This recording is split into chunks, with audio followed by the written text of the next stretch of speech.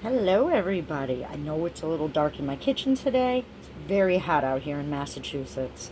So, today, if you'd like, you can close your eyes and lay back and just listen to the book. Calm and relax. I don't know how hot it is where you are, but in a lot of areas it's very, very hot. So, let's stay cool and calm. We'll just take a little relaxer while we read. And today we're going to do Aliens Don't Carve Jack-o'-lanterns, a Bailey School Kids book. Okay, here we go. Let's see here. So I'm going to start chapter 1. Gotcha. Trick or treat, smell my feet, give me something good to eat. If you don't, I don't care, 'cause I can see your underwear, Eddie sang. His friend Liza giggled. Eddie, she said, it's still a whole week before Halloween. It's too early for trick or treating. Eddie and Liza were waiting for their friends under the playground oak tree so that they could all walk into school together. If there was one thing Eddie was not good at, it was waiting.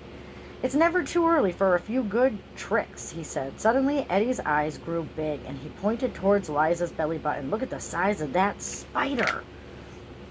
When Liza squealed and looked down, Eddie bonked her on the nose with his finger. Gotcha, he said. Liza put her hands on her hips and leaned closer to Eddie. You won't get any treats on Halloween if you aren't nice, she warned. Eddie hopped up and grabbed a tree branch as Howie and Melanie jogged across the playground. Halloween is the best time of the year, Eddie yelled to the highest branch of the tree.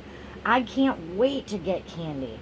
For once, I agree with Eddie, Howie said as he and Melanie crunched through the leaves towards their friends. I'm looking forward to getting candy too. Chocolate is the best. I hope I get lots of candy bars. Eddie jumped down from the tree and looked past Melanie. Watch out, he yelled. Melanie ducked so fast she fell to the ground.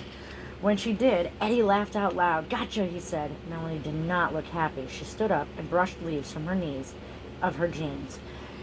You're the one that better watch out, Eddie grinned. Don't get mad. I'm just practicing my tricks for Halloween. Why does Halloween have to be at the end of October, he complained. Why is it only once a year? Howie laughed. I don't think Bailey City could survive Eddie's tricks if they happened more than once a year. Melanie dropped her blue backpack on the ground. I'm glad it's only once a year and a whole week away, she said. Coming up with the perfect costume is hard work. Where were you guys last year for Halloween? I don't remember what I went as. Oh, yes, I do. I went as a crazy 80s look-alike. Yeah. Work, schmirk, Eddie grumbled. I don't have time for work. I'm too busy practicing my tricks. Working on your costume is half the fun of Halloween, Liza argued. Then my grandmother is having fun, Eddie told her, because she's making my costume for me. Melanie shook her head. You should at least help your grandmother, she said.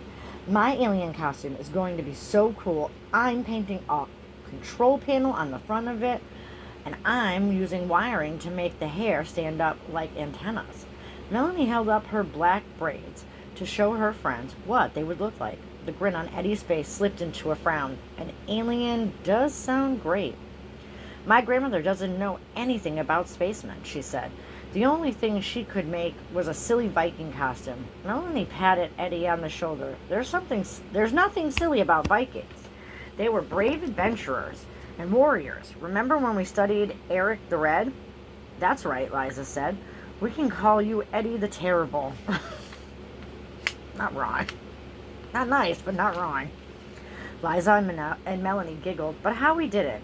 I wouldn't mind being a Viking, he said, or an alien. I have to wear an old cowboy suit my dad had.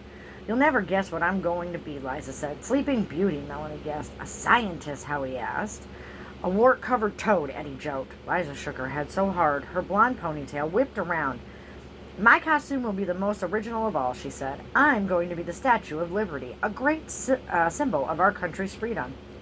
Hey, considering the fact that we're coming up on the 250th year of being a country, happy birthday, USA, that's a pretty cool idea.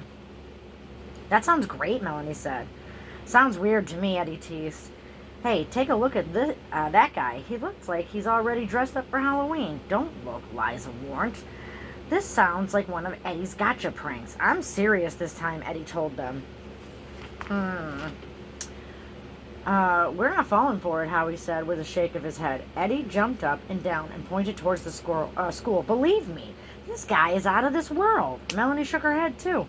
You can't trick me twice. You know what they say, fool me once, shame on you. Fool me twice, shame on me. You have to look or it'll be too late, Eddie yelled. Before Howie and Liza could say another word, Eddie grabbed their arms and twirled them around. I wonder what he saw. Chapter 2. Stranger than most. Liza, Melanie, Howie, and Eddie watched a very short man trot up the steps to Bailey Elementary School, dried leaves swirling around his silvery boots. That man looks like he's eaten too much candy already, Eddie said. Liza shook her finger in front of Eddie's nose. It's not nice to make fun of people, she warned. You can't help it that you were born with freckles, and that man can't help it that he's a little shorter and round. But he could help the way he's dressed, Eddie pointed out. There's nothing wrong with what he's wearing, Melanie said slowly. Most people don't wear shiny silver shirts with sparkling buttons, Howie told her.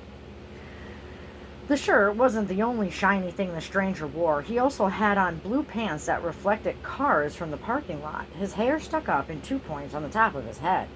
The way his hair sticks up makes him look like a giant caterpillar with antennae, Melanie said. Why would he be going into our school? Eddie wondered out loud. Maybe we should tell Principal Davis, Liza suggested rather. Strangers aren't supposed to wander around the school. And that man, Eddie said as he pulled on his ball cap, pulled his ball cap down over his red hair, is definitely stranger than most. I'm sure we have nothing to worry about, Melanie told her friends. Visitors have to sign in at the main office. Howie nodded. We can make sure he doesn't get lost. The kids headed into the building. They followed the stranger down the darkened halls of Bailey Elementary. The stranger walked as if he was on a mission. He didn't stop to look at the paintings of pumpkins, the leaf print posters, or even the haunted house mural. In fact, the man didn't look in any direction except straight ahead, and he didn't stop until he reached the main office. The kids peeked through the window after the stranger went inside. Principal Davis was busy in his office. The secretary was nowhere to be seen. The stranger headed towards Principal Davis's office. He stopped suddenly and slowly turned towards the secretary's desk. Liza smiled. He must have realized he needed to sign the visitor log. But Liza was wrong. Instead of signing the visitor log, the stranger opened the candy jar on the secretary's desk and scooped out a handful of chocolate. Then he stuffed it all into his mouth. No fair, Eddie yelped. That candy is for kids when they're good, Liza giggled. Then it doesn't matter to you because you'll never get any of that candy anyways. Chapter 3. In their classroom, Eddie was the first to tell their teacher about the strange man that snuck into the building and stole the secretary's chocolate. It's not fair, he added. That chocolate is for kids. Mrs. Jeepers gently touched the brooch at her throat with a fingertip in green nail polish. It was no secret that most third-graders suspected Mrs. Jeepers was a vampire, and the pin she always wore had the power to make kids behave. Good students, she added, are allowed a treat from the chocolate jar if they work hard. Eddie slumped in his chair. He hated the way teachers always talked about working when all he wanted to do was play.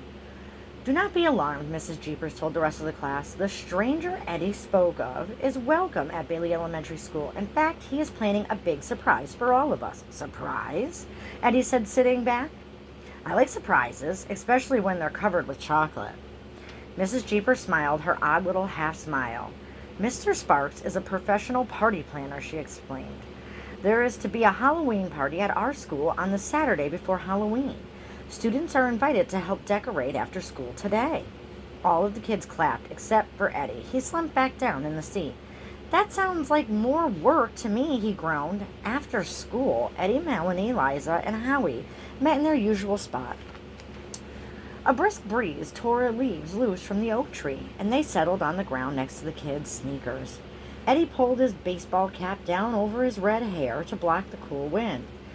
This will be great, Melanie said. We already get to go to the mall for trick-or-treating, and now there's a Halloween party. We'll get to celebrate 2 times instead of 1. Does that mean we get twice the candy, Eddie asked. The party will be better than a bag full of candy, Liza added. And even more fun than trick-or-treating, because we get to play games. But what about candy, Eddie asked. You can never have enough candy. Howie put his hands on Eddie's arm. Forget about the candy for now. Mrs. Jeepers didn't give us any homework so that we could help in the gym. We'd better get in there. Eddie kicked at the leaves. Working after school isn't my idea of fun. I'd rather sneak in and raid the secretary's chocolate jar. You don't get candy unless you help, Liza reminded him. So unless you want to eat spinach for Halloween, you better get busy, Melanie said with a giggle. Last one there is a rotten egg, Eddie yelled as he took off running. Too late, Liza yelled as she and her two friends raced after him. You're already the biggest rotten egg in Bailey City. Eddie was out of breath when he reached the gym door. Hanging streamers will be easy, Eddie said as he pulled open the big metal door. Howie, Melanie, and Liza crowded behind Eddie to look inside. What happened to our gym? Liza squealed. So I'm going to stop right here. But they pointed out something funny in the book, because they said that they were going to be going to the mall to go trick-or-treating. A lot of big areas do that. We get to go trick-or-treating house to house here where I live.